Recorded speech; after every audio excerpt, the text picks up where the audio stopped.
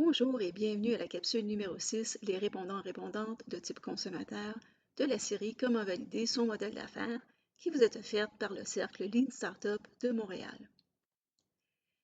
Dans l'identification de nos répondants, nos répondantes, on doit d'abord trouver qui sont ceux et celles qui sont les parties prenantes de notre hypothèse, c'est-à-dire qui sont les répondants et répondantes qui doivent valider notre hypothèse. Est-ce qu'il s'agit d'adopteurs ou d'utilisateurs précoces ou non? On va le voir. Et aussi, combien de répondants et répondantes doit-on aller chercher? Et ça, c'est en fonction de plusieurs facteurs, entre autres de l'observation d'une tendance. C'est-à-dire, si on va chercher un certain nombre de répondants et qu'on peut déjà voir une tendance très forte dans les réponses, on n'en a pas besoin d'autres. Si par contre, on s'aperçoit que des réponses sont très distinctes les unes des autres, on ne voit pas de tendance, il va falloir ajouter un nombre de répondants. Donc, la réponse, c'est dès qu'on voit une tendance forte dans les réponses, on ne peut arrêter nos questions ou arrêter à ce nombre de répondants ou répondantes-là. Fonction aussi du niveau de risque qui vous est tolérable comme entrepreneur. Plus on aura de répondants, plus le risque de se tromper avec notre conclusion de notre hypothèse sera faible. Donc, c'est à vous de voir à quel niveau est-ce que vous êtes prêt à prendre un risque. Moins il y a de répondants, plus le risque est élevé que les réponses qu'on obtienne soient mal interprétées. Aussi, en fonction du temps et des ressources dont vous disposez, c'est important. On n'a pas, lorsqu'on développe une entreprise, nécessairement le temps d'aller chercher des centaines de répondants à chaque expérience. Alors, on le fait avec les ressources que l'on a.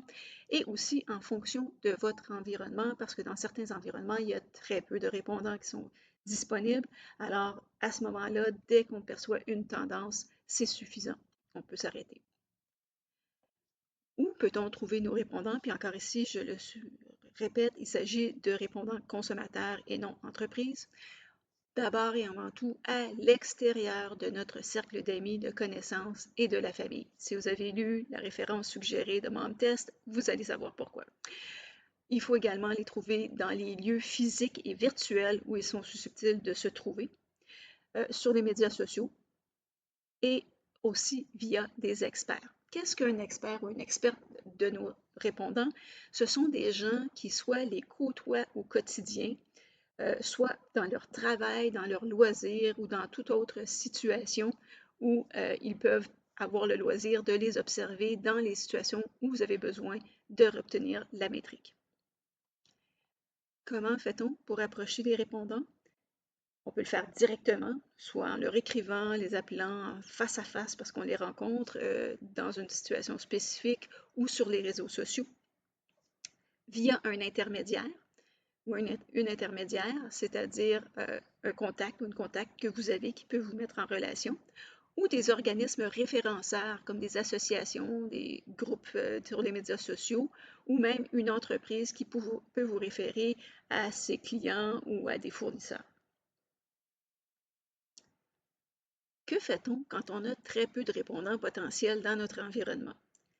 D'abord, on va essayer d'élargir le bassin géographique dans lequel on fait notre expérience.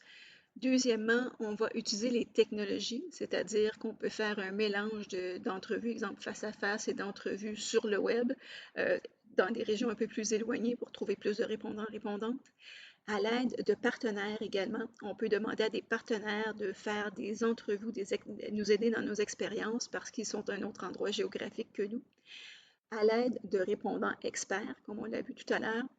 Et encore, ici, il faut faire très attention à l'aide de répondants mandataires. Qu'est-ce que ça veut dire des répondants mandataires? Ce sont des gens qui ont suffisamment de connaissances, sans nécessairement être des experts, sur comment répondrait un ou une répondante sur les questions que vous avez à leur poser. Mais là, il faut faire très, très attention à ce niveau-là pour ne pas introduire de biais.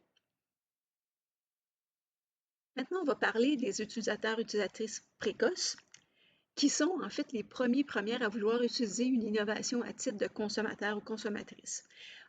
Si vous ne l'avez pas regardé, je vous invite à regarder la capsule 2B de notre série précédente sur le Canva Agile en profondeur où on décortique complètement qui sont les adopteurs précoces. Ici, on va en faire un résumé rapide. Donc, ça représente 13,5% de la population. Donc, il faut vraiment se rendre compte que ce n'est pas tous les répondants qu'on va croiser qui seront des adopteurs précoces. Alors, pourquoi est-ce qu'on doit cibler d'abord des adopteurs précoces? C'est parce que lorsqu'on on commercialise une innovation, et ça c'est important, on va les cibler uniquement lorsqu'on est en train de commercialiser une innovation, les autres groupes de consommateurs n'adopteront pas cette innovation-là sans preuve de marché suffisante et c'est nos utilisateurs précoces qui vont fournir ces preuves-là au reste du marché. Leur profil, en plus des utilisateurs précoces ou adopteurs précoces, en font des promoteurs, promotrices naturels. C'est aussi ces gens-là qui sont les meilleurs testeurs. Pourquoi? Parce que ce sont souvent ceux qui ont le plus grand besoin de votre solution et aussi parce qu'ils sont moins dérangés par les bugs technologiques en raison de leur profil. Donc, comment on fait pour les reconnaître? Ce sont, comme je disais, des adeptes de technologie. Ils sont souvent très présents sur les médias sociaux. Ce sont des leaders d'opinion. Et ce sont souvent des gens qui craignent de manquer le bateau. Alors, ils veulent tous essayer. Et comment on les reconnaît pendant nos entrevues? Alors, ces gens-là, non seulement ils vont répondre à vos questions avec enthousiasme, mais ils vont eux-mêmes vous poser des questions sur votre projet, votre produit. Donc, très enthousiastes. Ils ont beaucoup d'intérêt à tester votre solution. Ils vont vouloir savoir quand est-ce que votre solution va être disponible. Ils sont prêts à mettre leur nom sur des listes, soit pour tester ou pour être informés de la disponibilité du produit. Donc, que doit-on retenir de cette capsule sur nos répondants? Il faut d'abord identifier notre profil de répondant avant de les approcher. Il faut éviter la famille et les amis, même s'ils ont le profil que vous recherchez. On doit planifier où les trouver et comment les approcher. Si on a peu de répondants, il faut s'adapter. Et les premiers clients d'une solution novatrice dans le marché seront les adopteurs précoces. C'est donc pour eux qu'on doit développer notre solution d'abord et donc avec eux qu'on doit faire nos expériences. Et pour les reconnaître, bon, il faut se souvenir de leurs caractéristiques. Si vous aimeriez avoir plus de contenu du cercle Lean Startup, vous pouvez le consulter sur la plateforme PayHip. Également, pour être informé de toutes nos activités, vous pouvez joindre notre communauté Meetup ou notre groupe LinkedIn. Et pour être simplement informé des activités ou du contenu, vous pouvez les voir en suivant nos comptes Twitter et Facebook. Si vous aimeriez joindre la communauté Slack internationale des cercles Lean Startup, vous pouvez le faire au leancircle.slack.com et le canal du cercle Lean Startup de Montréal est au /Montréal.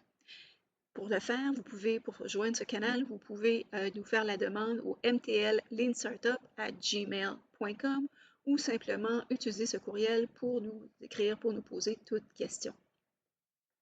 Un énorme merci à nos commanditaires Startup Montréal et Ulex, sans qui cette capsule n'aurait pu vous être offerte gratuitement.